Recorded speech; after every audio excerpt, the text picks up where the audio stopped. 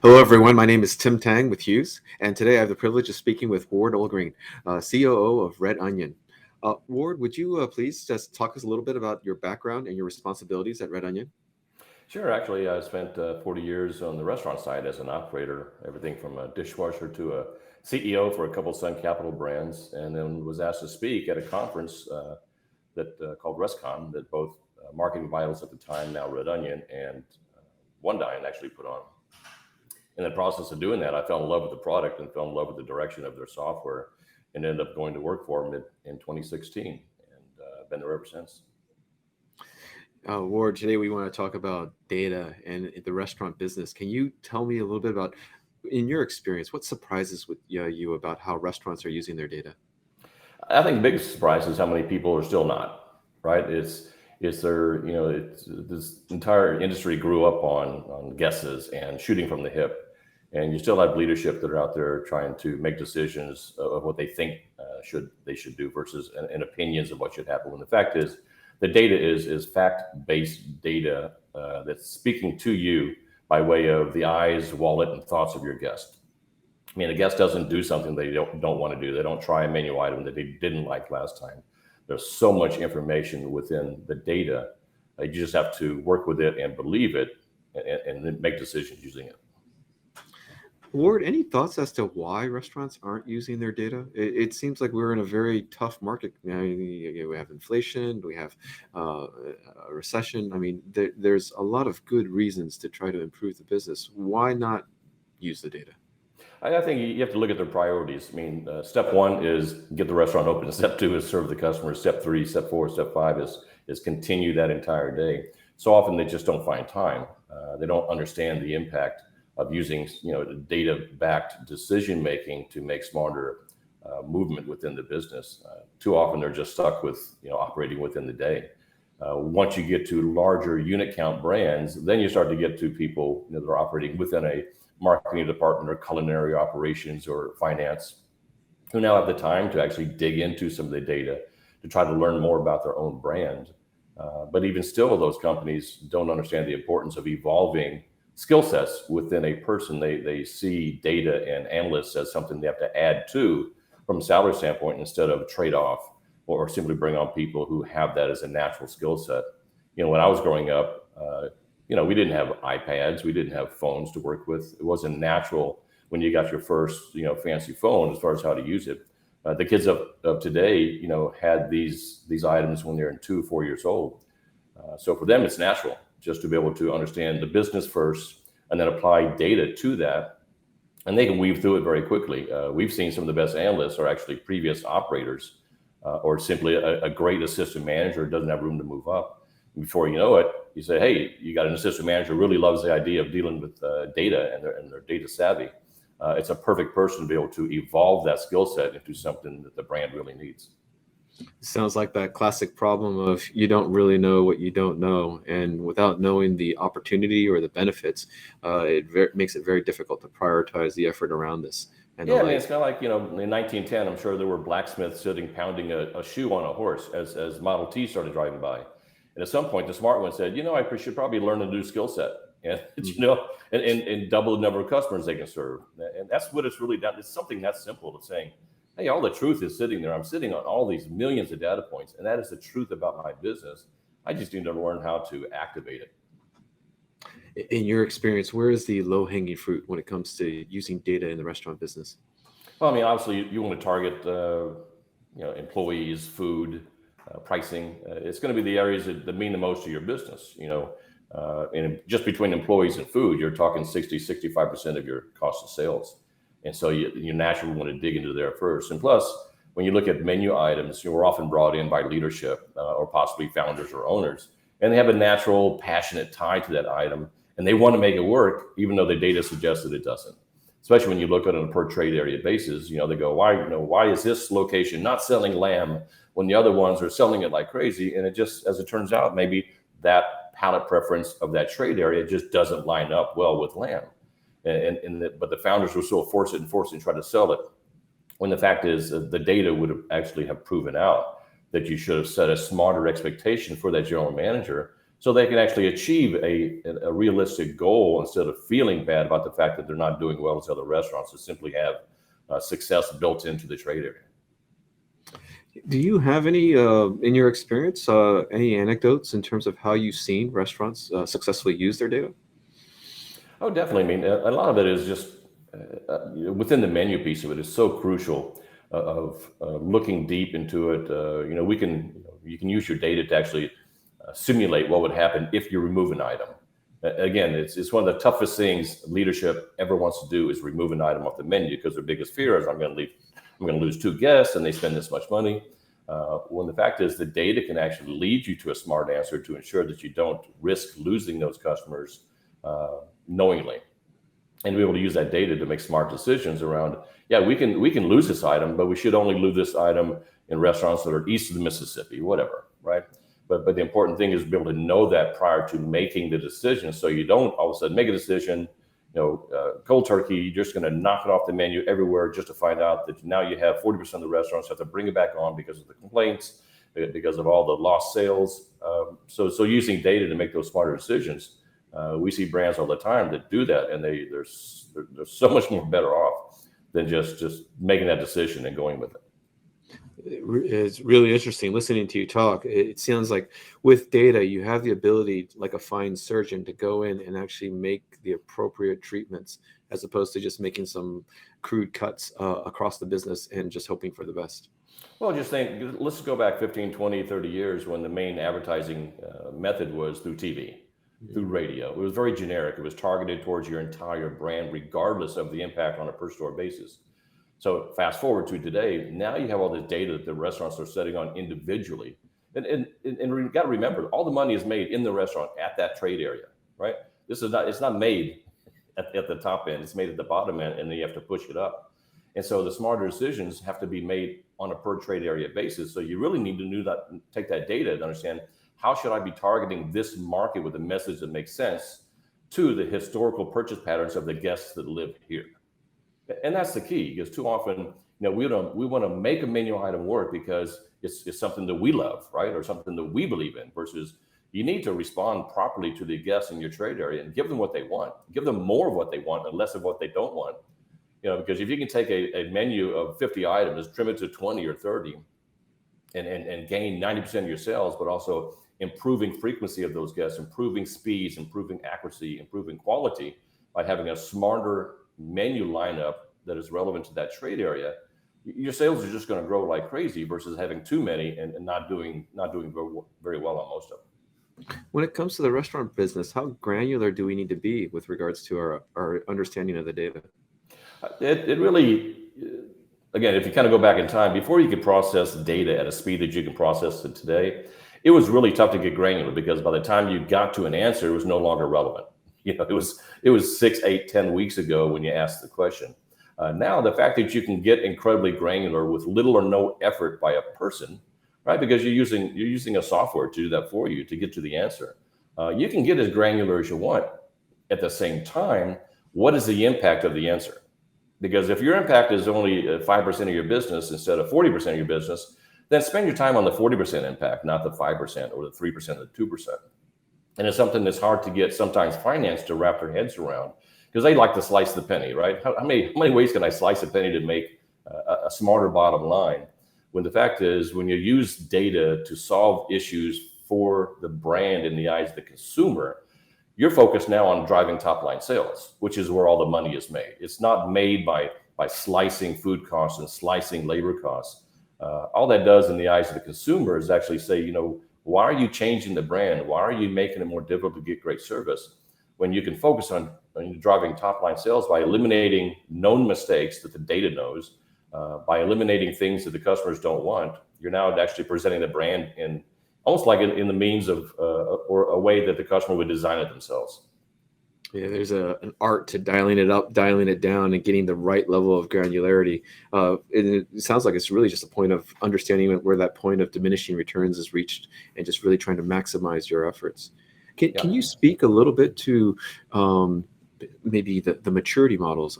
How do you think about the maturity of restaurants as they start to embrace? What does a young restaurant look like? What are the differences between the early stages of using data in the restaurant business versus the later stages and the more mature stages? Well, I mean, at the end of the day, it all comes down to leadership.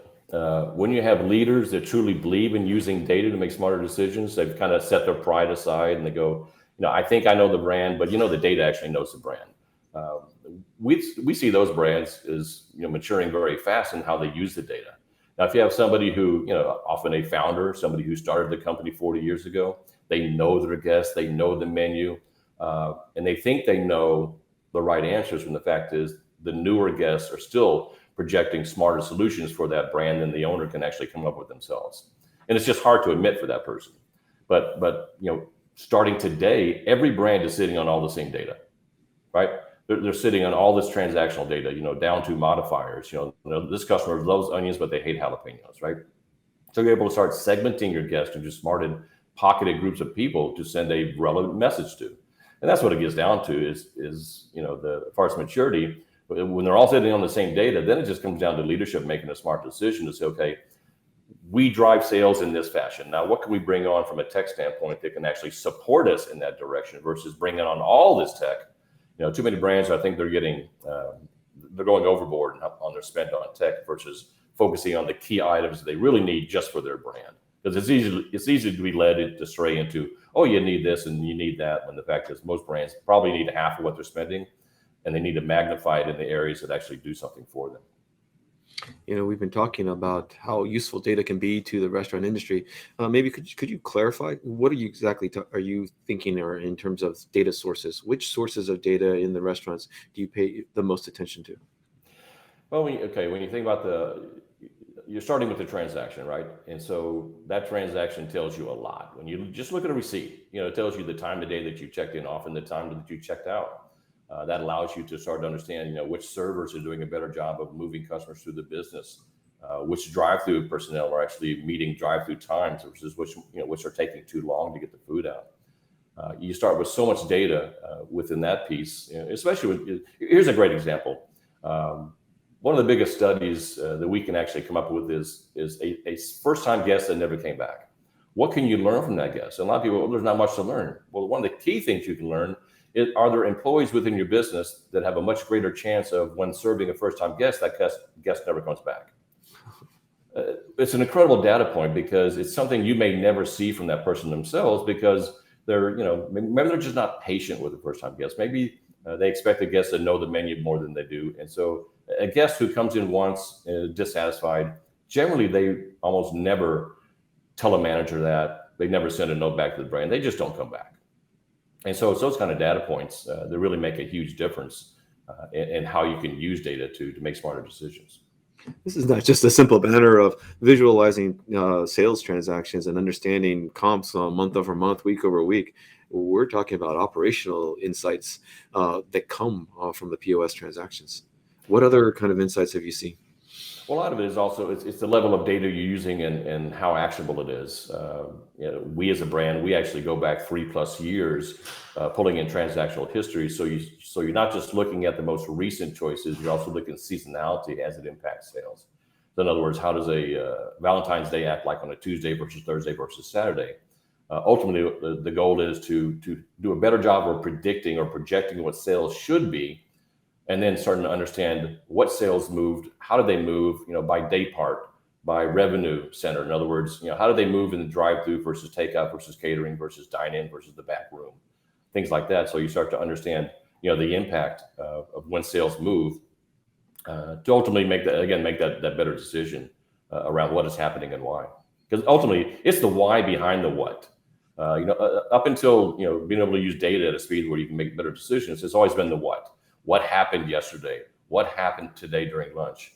And then the data, when used properly, gives you the why behind the what. So now you start to make better decisions as to, okay, next time we do this, we know the why behind what happened, how each location responded, so we can do a better job of preparing that location for, instead of running out of product in some locations and not being able to give it away in others, you just set a better expectation and be able to deliver better on satisfaction. Oh, that's Very interesting. That it seems like that could be actually a way to also kind of deal with the challenge of trusting your data and being able to say that, well, if the data says X and I've always believed Y, I'm going to put aside my personal beliefs about Y and actually trust the data to take action on what X says that I should do. Yeah, I mean, it's kind of funny. Yeah, so often, let's say if you're supply chain, we make decisions on how many cases a restaurant sold, right? So if they sent 10 cases to two different restaurants, but one restaurant ran out of product in 3 weeks, but the other restaurant took 8 weeks to go through the 10 cases. A year from now, they're going to look at the sales and going to say, oh, it looks like both restaurants did the same amount of sales, right? Because they're looking from a supply chain standpoint. That's what supply chain does. So it's so important to be able to track impact on a day-by-day basis in those stores to make smarter decisions as far as getting product back out there. But at the same time, when you start to segment the information, a great example is you could look at two different restaurants that sold 60 items of a certain menu item, right? And so the leadership would say, oh, it looks like both those sales had the exact amount of performance. When the fact is, one restaurant could have been two people that ordered it 30 days in a row, right? That's how you got to your 60. The other restaurant could have been 60 people who tried it once and didn't like it and never came back for it. So those are two completely different messages on impact, but they still sold the same amount of items. And one store did a great job of reach. They had 6 people try it, but nobody liked it. So that tells you the culinary is an issue in that store. And the other store, only 2 people found it. So reach was an issue. But the people they did reach in that trade area loved it. So it helps to educate you on how to magnify where the product should be and how to learn from where it shouldn't be. Are there any common mistakes? I often hear from restaurants that said, hey, I've already tried to use my data. We've invested a lot and it just didn't work. Despite all this hours of analysis and the like, I was not able to move the sales data. I was not able to improve my business. What kind of mistakes are you seeing commonly made? I think from that standpoint is, we had a CEO said one time, said, hey, I love your product. I love all the data. I love all the analytics. But how can you help me make weather my entire problem for the last year? Sometimes you see the data, you don't use it properly. But the fact is it's fact-based data, right? It is telling you the truth about your business. Now, it might be a truth that you don't want to utilize, right? Mm. Or you might be a marketing department who's afraid of the truth because, oh my gosh, it's going to call out the fact that I made 7 of 12 really bad decisions last year relative to spend. It's the truth about your business, and so whether or not that person is making smart decisions using that data is usually the barrier to the data. It's not the data itself, because the data is the truth, right? No matter what you do, you could have never actually changed the data you're working with. So then you start to go up the ladder. What do we do with this? How do we make a decision? How do we utilize it? Do we train our GMs to trust the data, or are we the leadership that goes, well, here's what the data says? I don't believe in it, which would then push the message down to the GMs, so they're not going to believe in it, right? So then you find yourself teaching a lack of trust within the data versus saying, hey guys, this is our guest speaking to us about what's important to them. We need to listen. We need to react and do our job. At the end of the day, it's always going to be about the C-suite down when it comes to data and using data to make decisions. But again, if they show that they don't believe in it, then the rest of the brand doesn't need to. Interesting. And the truth hurts sometimes, but the reality is it also hurts to fail at your operations and to underperform and not fulfill your potential as a restaurant business too as well. Yeah, exactly. You think about how hard of a job it is to be a general manager of a restaurant. I've been one, right? So it is very difficult. You're dealing with so many different moving factors just to have the day go properly, and for a day to go well, it's tough, right? When it doesn't go well, then it's even tougher. But then to have leadership not understanding your trade area and making decisions as if they're almost like working against you is demoralizing. Mm-hmm. Earlier when I mentioned about the fact that, hey, they're rolling out lamb again, I won't be able to sell it again because nobody in my trade area likes lamb, right? They want to have lamb as a pet. They don't want to eat it, And so that general manager, they say, I'm going to be bottom of the list again, because the brand won't set a proper expectation. And so there's no way I'm going to meet my goal. And John over here, John running his restaurant, he's going to sell lamb like crazy without any effort at all. And in fact, he's a sub-average manager, but he's going to get a giant bonus just because it's a foregone conclusion. Yeah. So yeah, from that standpoint, it's tough, but you do have to trust the data, because if you can't trust the data, what else can you trust? Interesting. Interesting. There's a personal impact to the employees, to the manager levels, and on their performance. These decisions reflect poorly, despite their best efforts and the quality that they're bringing to the job. Yeah, and again, that's where all the money is made. I mean, your GMs having a great attitude and feeling like they're being treated fairly in relation to goals, and a lot of these managers, anywhere between 20 to 60% of their take home is bonus based, whether it's food costs, labor costs, which I'm not a huge fan of beating somebody up around food and labor if supply chain did a bad job of buying. It's really about what can I do to drive top line sales, but also have a goal that it's fair in relation to what are you pushing out, what is the LTO, what is the reaction by my guests going to be, and how can we be smarter about that is. But when you have a GM that feels like everything's built against him, it's really hard to perform. Do you have any advice for new restaurants who are just getting started in this space? What should they be doing in terms of taking first steps to operationalize their data? Learn, learn, read, try to understand, what are the best operators doing? What are the people that are increasing unit count doing? You can't be uncomfortable about data and survive. That's just the future. You've got to get comfortable with the terminology about what people are using, why are they using it. At the same time, you also don't need to run out there and buy every single software that's available. You have to figure out, what drives sales for you, what is the smartest software within that area, and just start there. It's real easy to dig into the operational side versus, I always say focus on items that drive top line sales, because sales, it is a cure to all evil. And I always say frequency is a cure to all sales. So what can you do that projects a better brand in the eyes of the consumer, which will drive top line sales, which also makes it easier to, invest in more of these tech offerings. But just imagine yourself. I'm sure you've been to the National Restaurant Association show in May in Chicago, and there's 2,200 exhibitors, 2,200 booths, with seemingly half of those being tech based these days. Whether it's 75 different point of sale systems and all these different ways to spend your money on a program that they've designed. I would say focus on items that drive top line first, items that help you understand the menu through the eyes of the guest, items that do help with labor, but not just the ability to slice labor tighter, is how to learn better, how to pair employees with other employees. It's kind of like putting a good team on the field. Hmm. Who's productive versus who is not. And then, during slow periods, how do I pair those people together so the one learns from the other? But during peak periods, how do I get my aces into places so we can actually be as productive as possible and nail it on a Friday evening? So it is about going back to your food, labor, and pricing. Obviously, the pricing piece of it is a frightening area for operators these days. Many took price way too many times during COVID, and now they're starting to see a little bit of a backlash. In fact, I think the industry is going to have a real tough time over the next 6 months going through the holidays, as people have seen their bank accounts shrink a little bit. They've been spending too much on food, and the restaurants may have taken one too many price increases. Where a good price elasticity tool can help educate you onto where should you be taking price and how deep.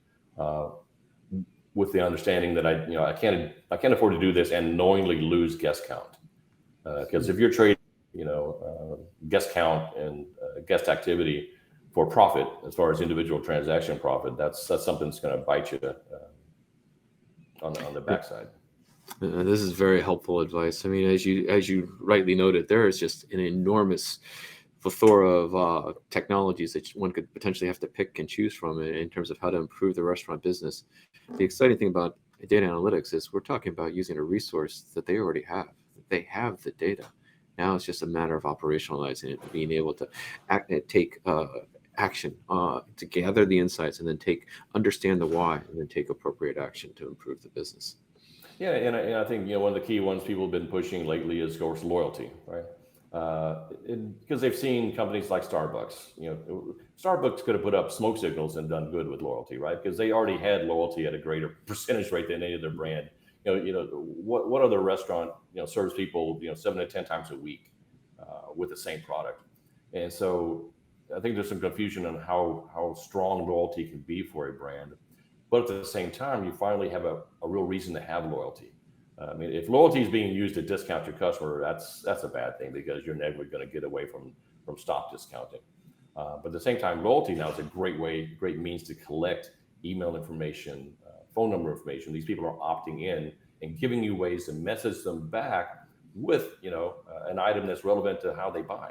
Because now you're pulling all that data in together and actually be able to push something out to a person when it makes sense, instead of pushing out, again, a blanket message to everybody, which often gets a vegetarian receives a steak offer, but they've been there 20 times. And the person says, why am I getting this message? Don't they know who I am? I've been there 20 times. And that's when you lose trust, right? That's when you're not using your data to the betterment of the brand, because you're actually pushing customers away by using the data instead of understanding how to give them a message that's within the price, the right price range, the right palate preference, the time of week. I think a great example of the mistake of people using guest ticket averages is, the same person comes in 3 times during the week. Monday during lunch, this is how they spend. Thursday evening with the boys, this is how they spend. On the weekend with family, this is how they spend. But to a finance person, they take those 3 spends and they create a single average, when the fact is that customer never spends that amount of money. So taking this information to be able to segment it into smarter, targeted messages to that person at the end of the day is what all these brands need to learn how to do. And they just, like I said, it's all the answers are out there. It's just a matter of identifying who's the one that's going to work with you, for you, and be focused on your health versus their ability to sell. Interesting. You're not just talking about targeting on the basis of trade areas now. We're talking about time of day. We're talking about moments of a person's life. The difference between, a lunch at work versus, with the family on the weekends, and understanding and being able to give the right kind of message at the right moments. Yeah, it's confusing. We know there's a casual diner out there, several of them, that did the 2 for $20 lunch deal, right? And we were working with them. We were like, well, so what's the goal of this? They said, well, our guest ticket average is $9.50, and we want to get our guest ticket average above $10. And so if we figure we have 2 for $20, that's $10 each, right? So we're going to start migrating the guest ticket average upwards. And we told them, well, through our analytics, we believe your guest ticket average is going to go down. They go, well, math doesn't suggest that. It's going to go up. So they had they ran it for a while, and they started to learn that the guest ticket average went down. And it's because we can segment data into layers of spend, and it quickly identifies the fact that anybody who spent less than $10 on a per person basis, we're never going to trade up to a 2 for $20 offer. They just kept buying what they always buy. And the people who are all happy to spend $13, $14, $15 per person all traded down to the 2 for $20, thus driving your guest ticket average down. And so that's where analytics comes in instead of emotion in relation to making a decision. Is the analytics will simply tell the truth. It's just black and white, right? It's all about the truth. It's all about the truth. Warren, thank you very much for sharing your broad insights into this space, and thank you very much for taking the time to speak with us. I really appreciate it. I love talking about data. It's what we do every day. Yes, everyone, I've been speaking with Ward Olgreen. He's the COO of Red Onion.